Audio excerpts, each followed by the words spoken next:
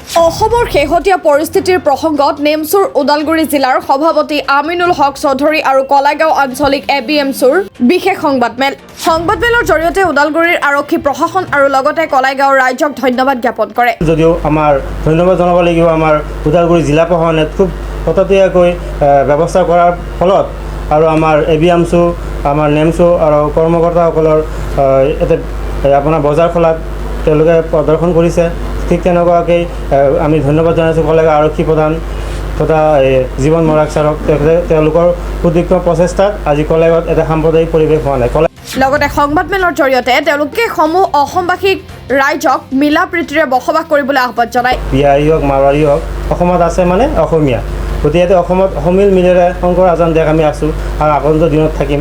কিছুমানে সাম্প্ৰদায়িক মন্তব্য দি অসমৰ যিটো ভাৰসাম্য বা তেনেকুৱা নষ্ট কৰি আছে। হিমন্ত বিশ্ব শৰ্মালৈ অনুৰোধ অসমত শান্তি ঘূৰাই আনিবলৈ অনুৰোধ জনাম আমাৰ CM ছাৰলৈ যে অসমত শান্তিৰ পৰিৱেশ ঘূৰাই আনক। মিয়া মুছলমানবিলাক বাংলাদেশী নেকি হৈছিল অসম আন্দোলন, তেওঁ অসম চৰকাৰৰ লগত ভাৰত চৰকাৰৰ লগত অসম আছে এটা কি কৰিছিল আপোনাৰ চুক্তি কৰিছিল যে অসমৰ 71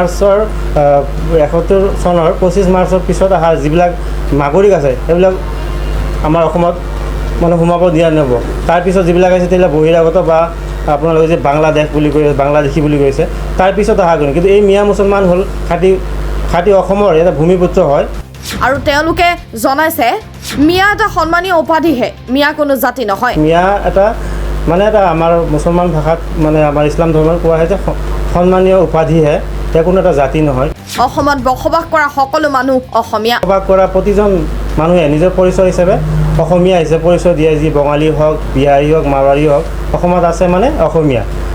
লগতে সংবাদমেলত এটা আহ্বান জনাইছে অসমত জয়শ্ৰী ৰাম ধ্বনিটো সকলো ক্ষেত্ৰত প্ৰয়োগ নকৰি জয় আই অসম ধ্বনি প্ৰয়োগ কৰিবলৈ আহ্বান। ৰাজনীতিকভাৱে যিবিলাক জয় শ্ৰীৰাম ধ্বনিটো আমি ভাল পাওঁ, বেয়া পাব কথা নাই, তেনেকুৱা জয় শ্ৰীৰামটো ধ্বনিটো কিছুমানে যিকোনো ক্ষেত্ৰত যিখিনি মানুহক ভয় লগা এটা পৰিৱেশ সৃষ্টি কৰি আছে।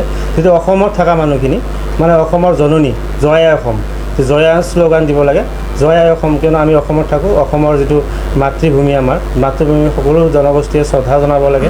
জয় আই অসম ধ্বনিটো আমি চবেই আঁকোৱালি লৈছে, গতিকে জয় আই অসম ধ্বনি চবেই দিব লাগে। আমি আজি অনুষ্ঠানটো আনুষ্ঠানিকভাৱে সমাপ্ত কৰিম।